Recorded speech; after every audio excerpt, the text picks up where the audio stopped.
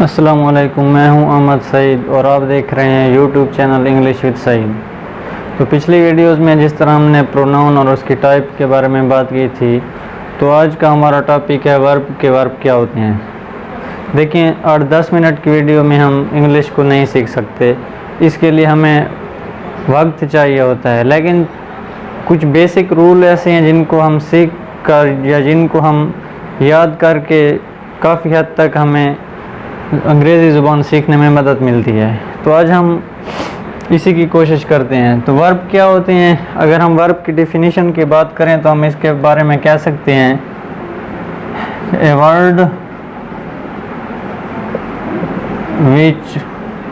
Word which used to show an action और a state of being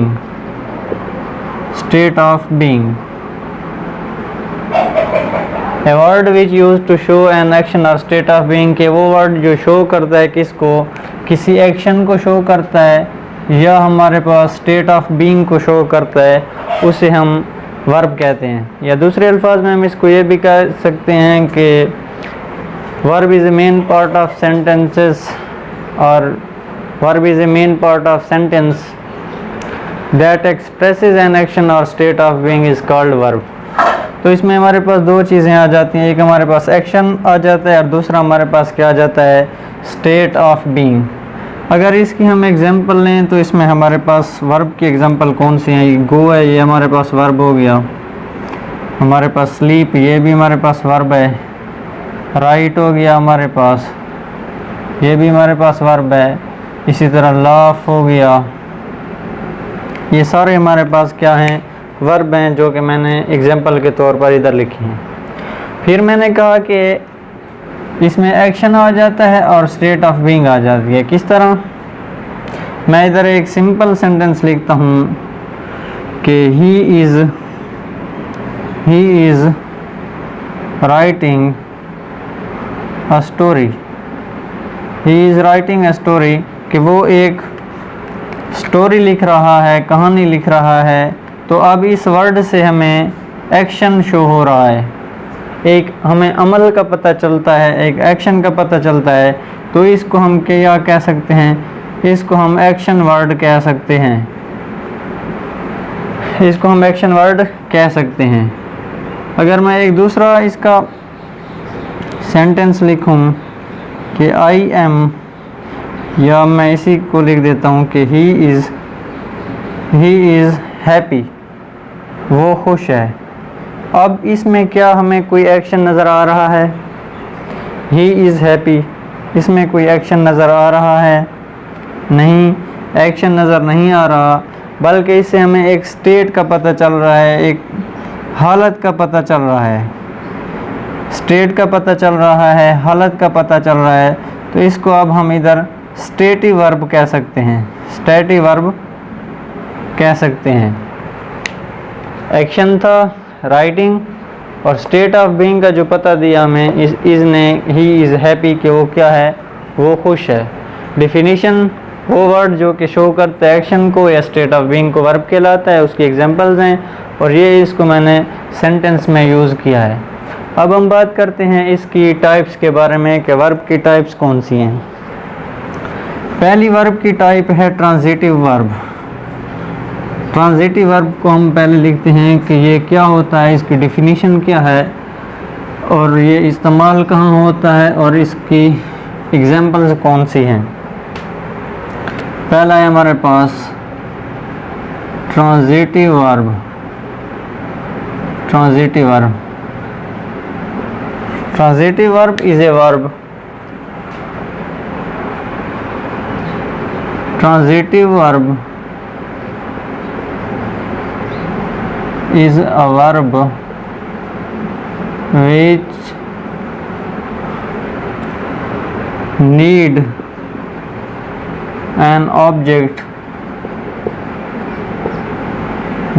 an object to complete its meaning। Transitive verb वो verb होता है जिसमें क्या होता है, हमें ऑब्जेक्ट की ज़रूरत होती है ताकि हमारे सेंटेंस को जो है ये कंप्लीट करे।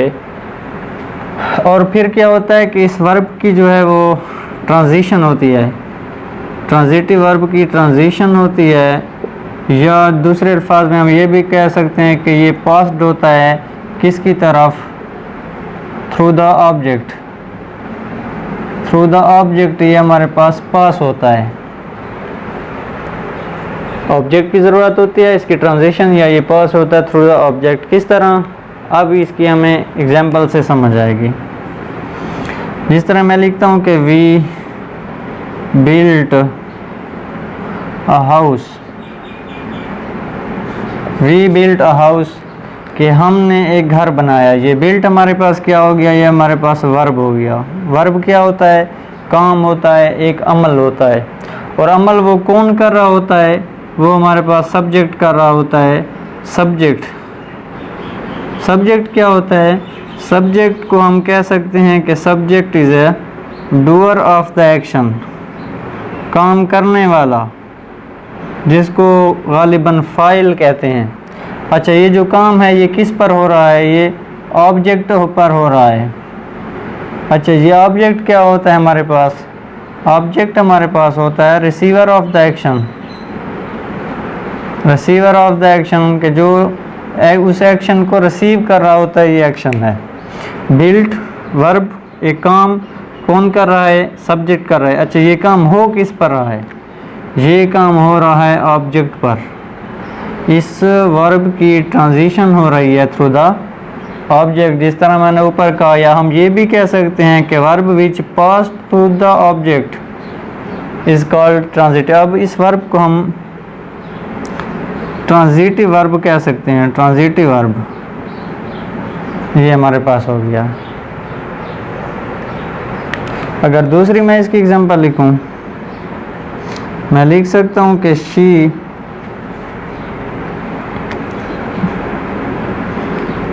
प्लेड द पियानो, या ही किल्ड अ स्नैक, तो उसने एक सांप को मार दिया। अब इसमें भी बिल्कुल वही चीज़ है, ये वर्ब है, सब्जेक्ट कर रहा है हमारे पास, और किस पर हो रहा है, ऑब्जेक्ट पर, स्नैक पर। और ये जो मारने का अमल है ये किस पर हुआ है, ये हमारे पास स्नैक पर हुआ है, ऑब्जेक्ट पर हुआ है, तो ये हमारे पास हो गया ट्रांजिटिव वर्ब। उम्मीद है आपको समझ आ गई होगी। अब इसके बाद है इसकी दूसरी टाइप, इंट्रांजिटिव वर्ब, के इंट्रांजिटिव वर्ब कौन से होते हैं।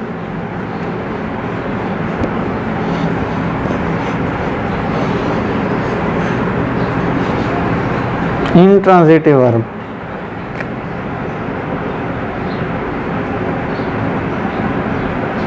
इंट्रांजिटिव वर्ब, पहले में हमने कहा था कि इसमें ऑब्जेक्ट रिक्वायर होता है, ऑब्जेक्ट की ज़रूरत होती है हमारे पास, लेकिन ये इंट्रांजिटिव वर्ब और verb we do not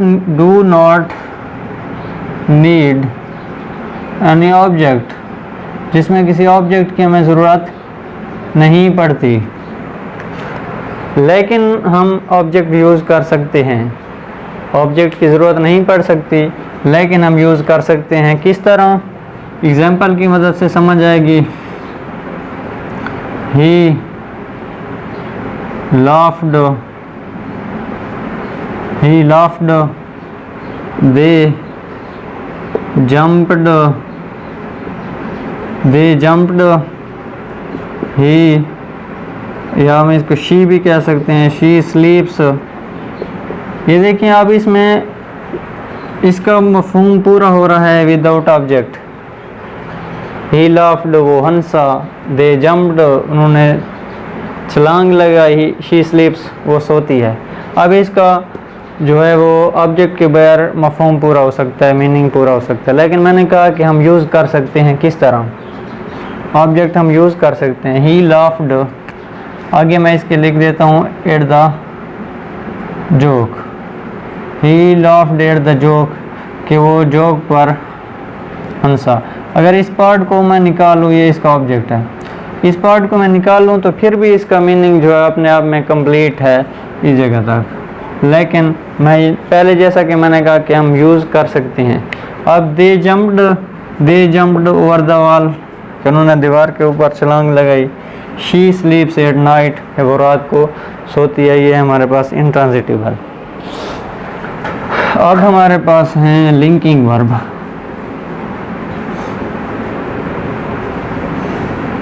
linking verb, linking verb कौन से होते हैं?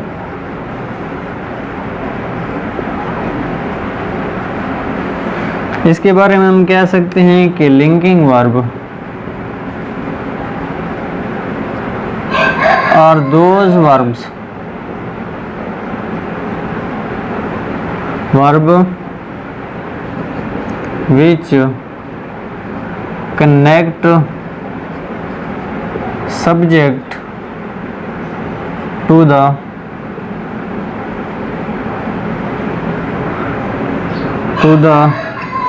rest of sentence, जो कि सब्जेक्ट को कनेक्ट करता है with rest of sentence. Rest of sentence क्या होता है? जो कि अदर पार्ट ऑफ सेंटेंस होता है, जो कि उसी सेंटेंस का दूसरा पार्ट होता है। किस तरह? लिंकिंग वर्ब होते कौन से हैं? अगर मैं लिखूँ इज़, एम, और वाज, वर, ये सारे हमारे पास क्या हैं? लिंकिंग वर्ब हैं। लेकिन इनके बाद हमारे पास यूज़ हो कोई नाउन या कोई एडजेक्टिव या कोई हमारे पास यूज़ हो एडवर्ब, तब ये हमारे पास बनेंगे लिंकिंग वर्ब। अगर इसके साथ वर्ब आ गया तो अब ये लिंकिंग वर्ब नहीं रहेंगे, फिर ये हेल्पिंग वर्ब बन जाएंगे। किस तरह? इसकी एग्जांपल लेते हैं। इसकी एग्जांपल में मैं लिखता हूँ कि I am a teacher, I am a teacher. ये देखें एम, ये हमारे पास मैंने डेफिनेशन में लिखा कि ये वर्ब लिंक करता है सब्जेक्ट को और रेस्ट ऑफ द सेंटेंस जो कि इस साइड पर है।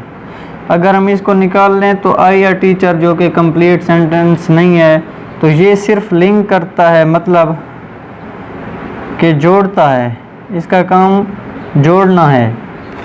फिर मैंने लिखा कि नाउन आना चाहिए, एडजेक्टिव आना चाहिए, एडवर्ब। ये देखें हमारे पास नाउन है लेकिन एज ए ऑब्जेक्ट यहाँ पर आया हुआ है, तो ये हमारे पास एम क्या है? ये हमारे पास लिंकिंग वर्ब है। अब हम इसको लिंकिंग वर्ब कह सकते हैं। ये हमारे पास क्या है? लिंकिंग वर्ब है। अगर इसी को मैं लिखता हूँ I am writing, I am writing, मैं लिख रहा हूँ। अब देखें है तो ये वही एम जो इधर हमने लिखा है एम, लेकिन इसके बाद वर्ब आ गया है। ये अब क्या है? लिंकिंग वर्ब हमारे पास नहीं रहा, अब ये हमारे पास हेल्पिंग वर्ब बन जाएगा। ठीक है, तो ये लिंकिंग वर्ब की क्या हुई। और जो क्या है कि हमारे 5 सेंसेस हैं, ये हमारे पास क्या हैं? ये हमारे पास लिंकिंग वर्ब हैं। जिस तरह देखना, अगर देखना है, सूंघना है, चखना है, छूना। फ़र्ज़ करें मैं अगर एक आई सी हर, आई सी हर, मैंने उसे देखा। अब इस देखने में देखें कोई एक्शन नहीं हो रहा, बल्कि ये जो सी का वर्ड है ये सिर्फ लिंक कर रहा है किसके साथ? सब्जेक्ट को और अदर पार्ट ऑफ सेंटेंस को लिंक कर रहा है, तो ये हमारे पास लिंकिंग वर्ब है। अब हमारे पास आ जाता है हेल्पिंग वर्ब। हेल्पिंग वर्ब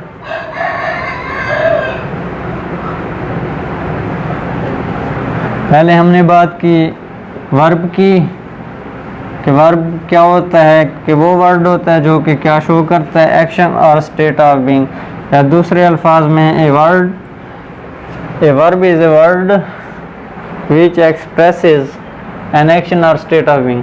अच्छा, अब हमारे पास है helping verb.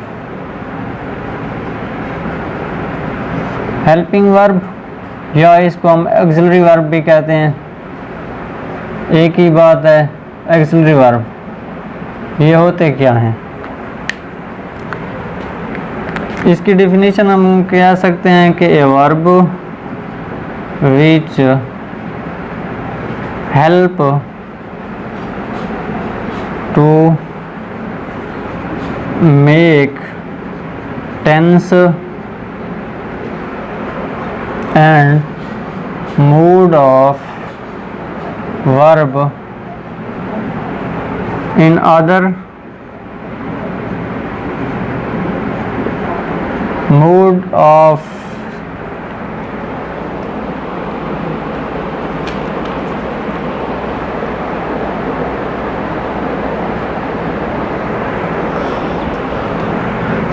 a verb which help to form a tense mood of other verb।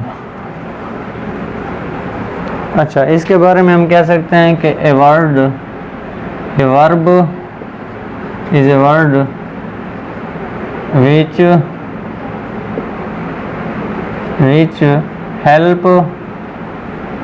Which help to form tense a mood of verb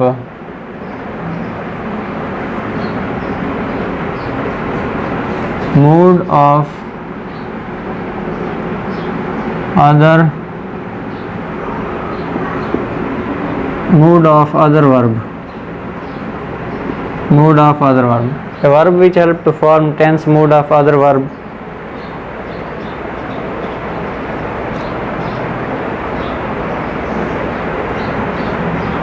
या हम ये भी कह सकते हैं कि mood of some other verb. अच्छा, हेल्पिंग वर्ब कौन से होते हैं? अगर मैं लिखूं इज़, एम, आर, डू है, डज है हमारे पास, हैज़ है हमारे पास, हैव है हमारे पास, वाज है हमारे पास, ये सारे क्या हैं? हेल्पिंग वर्ब और लिंकिंग वर्ब का बेसिकली डिफरेंस भी यही है कि हेल्पिंग वर्ब के बाद हमारे साथ क्या यूज़ होता है हमारे पास वर्ब यूज़ होता है, लेकिन वे लिंकिंग वर्ब हैं या हमारे पास नाउन यूज़ होगा या एडजेक्टिव यूज़ होगा या हमारे पास एडवर्ब यूज़ होगा। तो इनके बाद हमारे पास क्या यूज़ होगा? वर्ब यूज़ होगा। किस तरह? अगर मैं एग्जांपल लिखूं कि आई एम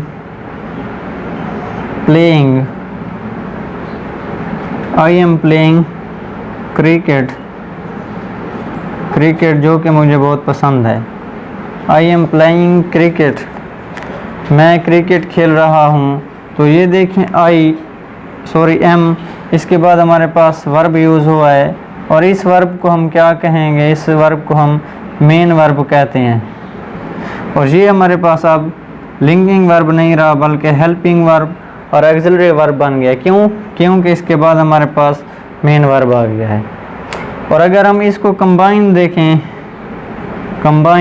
तो ये हमारे पास क्या बन जाता है? वर्ब फ्रेज बन जाता है, जो कि हमने पिछली फ्रेज की वीडियो में इस पर बात की थी। इसके बाद वर्ब आएगा, ए word which use before a verb is called helping verb. जिस तरह मैं दूसरा इसका एग्जांपल लूँ कि शी इज़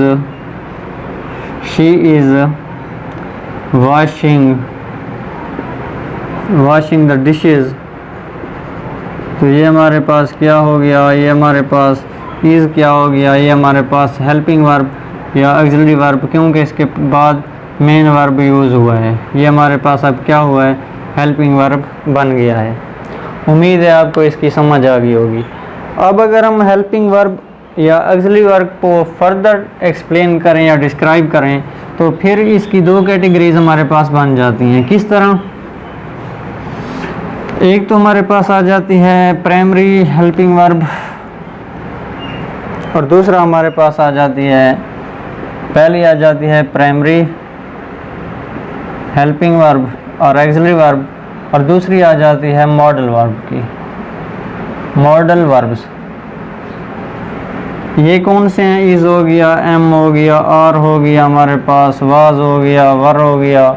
और इनका भी वही रूल है कि इनके बाद क्या यूज़ होगा, इनके बाद वर्ब यूज़ होगा, तो ये हेल्पिंग होंगे। किस तरह?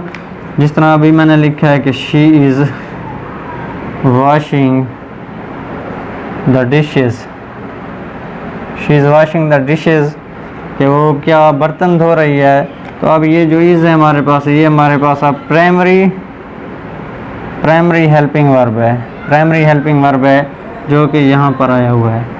अब है हमारे पास मॉडल वर्ब्स। मॉडल वर्ब्स में हमारे पास वर्ब्स कौन से हैं? कैन हो गया, कुड हो गया हमारे पास, शुड हो गया हमारे पास, शेल हो गया हमारे पास, और हमारे पास हो गया डेयर, फिर हमारे पास आर्ट टू हो गया, फिर हमारे पास यूज़ टू हो गया।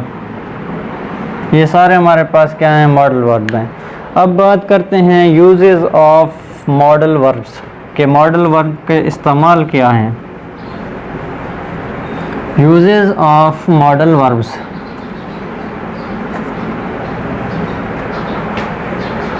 यूजेस ऑफ मॉडल वर्ब्स, अब इन पर बात करते हैं।